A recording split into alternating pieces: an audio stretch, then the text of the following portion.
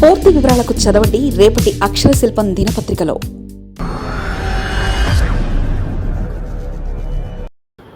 BJP వైపు జగన్ అడుగులు, డీలిమిటేషన్కు వైఎస్ఆర్సీపీ మద్దతు, కమలంగూటికి దగ్గరయ్యేందుకు వ్యూహం, దక్షిణాది గెలం విడిచి కేంద్రం వైపు అడుగులు. దేశ రాజకీయ ముఖ చిత్రాన్ని సమూలంగా మార్చేయగలం డీలిమిటేషన్, నియోజకవర్గాల పునర్విభజన అంశం ఇప్పుడు దేశవ్యాప్తంగా చిచ్చురేపుతుంది. ఉత్తరాది వర్సెస్ దక్షిణాదిగా మారుతున్న ఈ ఫోరులో ఆంధ్రప్రదేశ్ ప్రధాన ప్రతిపక్షం వైఎస్ఆర్ కాంగ్రెస్ పార్టీ తీసుకున్న నిర్ణయం రాజకీయ వర్గాల్లో పెను సంచలనంగా మారింది.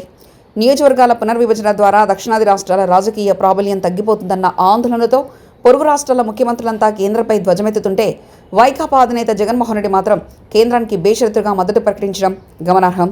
కేంద్రం ప్రతిపాదించిన డీలిమిటేషన్ ప్రక్రియ జనాభా ప్రతిపాదికన జరిగితే జనాభా నియంత్రణను సమర్థవంతంగా అమలు చేసిన దక్షిణాది రాష్ట్రాలకు లోక్సభలో సీట్ల సంఖ్య తగ్గిపోతుందనేది ప్రధాన ఆందోళన.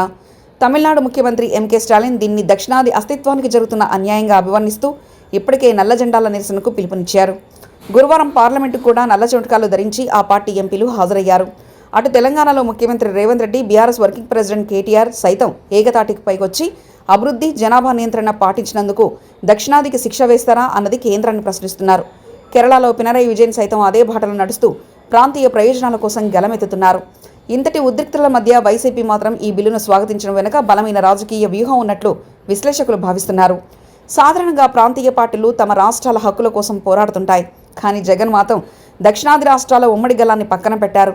నియోజకవర్గాల సంఖ్య పెరగడం వల్ల కొత్త వారికి, ముఖ్యంగా యువతకు రాజకీయ అవకాశాలు లభిస్తాయని, చిన్న నియోజకవర్గం వల్ల పాలన సులభతరమైన అభివృద్ధి వేగవంతమవుతుందని ఆ పార్టీ ముఖ్య నేత సజ్జల రామకృష్ణారెడ్డి సమర్థించుకోవడం ఆసక్తి కలిగిస్తుంది. ప్రాంతీయ ప్రయోజనాల కంటే కేంద్రంలోని ఎన్డీఏ ప్రభుత్వంతో సఖ్యతగా ఉండడమే తమ పార్టీకి శ్రేయస్కరమని వైకాపా భావిస్తున్నట్లుగా కనిపిస్తుంది. సీట్ల పెంపు ద్వారా పార్టీ సంస్థాగత బలోపేతానికి, రాజకీయ అవకాశాల విస్తరణకు ప్రాధాన్యత ఇస్తున్నట్లు సజ్జల మాటలు స్పష్టం చేస్తున్నాయి.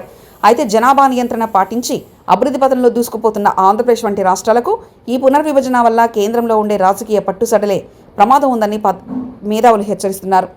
ఢిల్లీ వేదికగా జరుగుతున్న పరిణామాలను గమనిస్తే జగన్ తీసుకున్న ఈ నిర్ణయం వెనుక లోతైన రాజకీయ లెక్కలున్నాయని తెలుస్తుంది.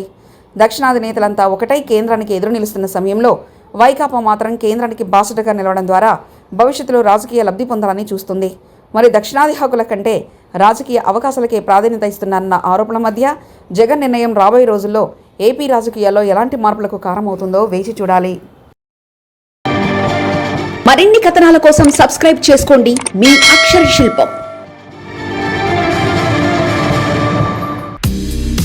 పూర్తి వివరాలకు చదవండి రేపటి అక్షర శిల్పం దినపత్రికలో.